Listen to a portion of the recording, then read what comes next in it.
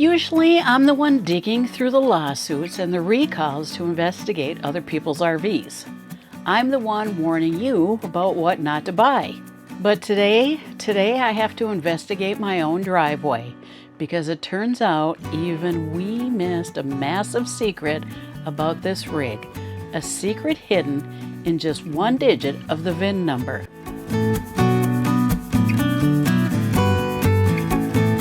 I'm Rhonda, and I'm the RV Watchdog. This is our 2020 Forest River Georgetown GT3 33B3. We bought it because we fell in love with the floor plan and those massive 22.5-inch wheels. We thought we did our homework. We thought we beat the system. But we were wrong. We bought this unit right before the world went crazy, and we found out the hard way that we missed the good engine by just a few months. And then we got the letter from the federal government. They warned us that our propane tank, the bomb sitting right under where John drives, might just snap off while we're doing 65 miles an hour down the highway. Today, I'm going to show you the document they don't want you to see, and the one stroke of luck that saved us from a total nightmare. Let's start with the loud, screaming elephant in the room. When we bought this 2020 model, we assumed it was, well, modern. But in the RV world, a 2020 on the title doesn't always mean you're getting a 2020. Sadly, our rig came with a Ford V10 Triton engine. Look, the V10 is bulletproof. It runs forever, but it is loud. The Georgetown GT3 is an entry-level gas coach, and it doesn't have the heavy sound insulation of an expensive diesel pusher. When John is driving this thing up a 6% grade, that engine is screaming at 4,000 RPMs. I'm sitting right here in the passenger seat, and I have to practically shout for him to hear me. It's exhausting. Here's the secret we missed. You need to check the 8th digit of the VIN number. Ours is an S. That stands for 6.8 liter V10. If you are shopping for one of these, you need to look for an N. That stands for the new 7.3 liter V8 Godzilla engine. It's quieter, it's stronger, and it has a better transmission. We missed it by just a few months of production. But I have to give credit where credit is due.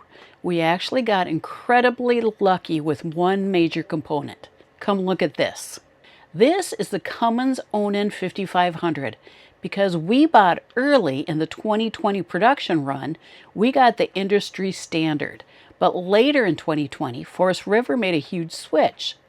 They announced an exclusive partnership with a company called NPS using Yamaha engines. Now, I love Yamaha engines, but in the GT3, those NPS units have developed a reputation for overheating.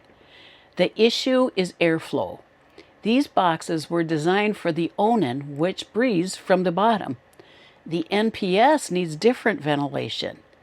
We have friends with NPS units, and it shuts down on them when they try to run the AC in the desert heat.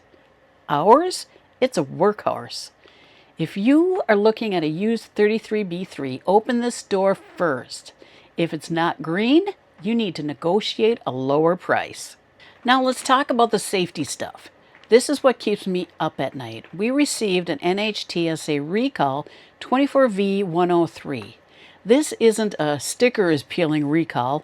This is a life or death. This recall says the steel brackets holding our 24-gallon propane tank could snap. The welds were bad from the factory. Imagine doing 65 miles per hour and your fuel tank drops onto the pavement.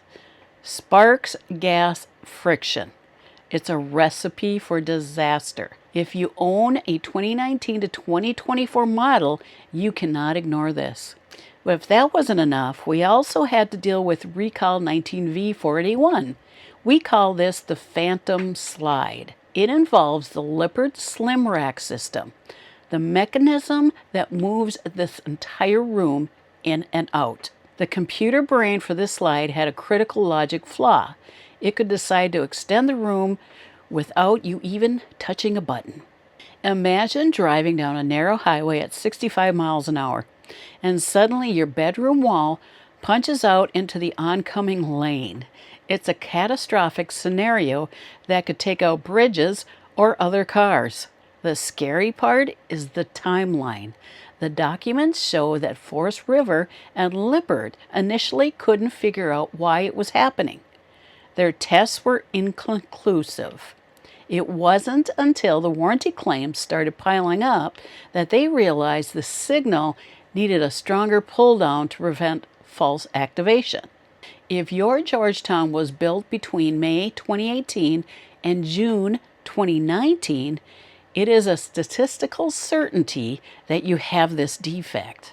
You must verify you have the new controller part 404183. Finally, I need to touch on the legal side because this directly affects your wallet. For years, Forest River included a clause in their warranty that was basically a trap. It said that if you had a major defect and needed to sue them, you were forced to do it in Indiana.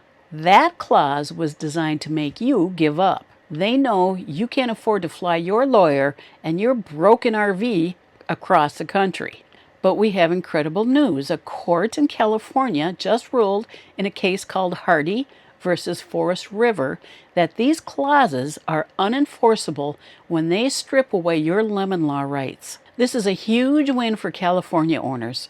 The court says they cannot force you into their backyard to avoid accountability.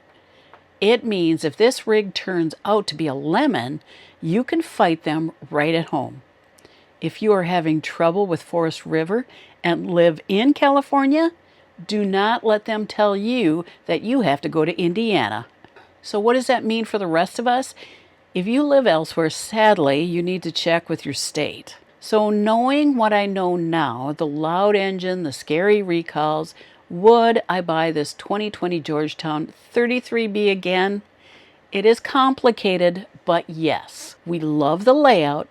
The bunks are perfect for the grandkids and the extra storage. The king bed is a luxury you don't usually get in this size. And those 22.5-inch wheels make the drive so much smoother than other gas RVs. But I do regret the engine. The V10 noise is real and it wears you down on long trips. If you are looking at one of these used, learn from our experience. Here's your checklist. Check the VIN for the N to get the V8. Make sure it has the green Ona generator, and make sure to check those propane brackets have been reinforced, and verify that slide controller part number. We are sharing our own research, the VIN decoder, and the recall documents in the description below. We believe in being an open book, even when it's about our own mistakes. Now tell me in the comments, does your RV have a phantom problem you didn't know about? Let's talk about it. Adventure is calling and we must go, even if it's a little loud.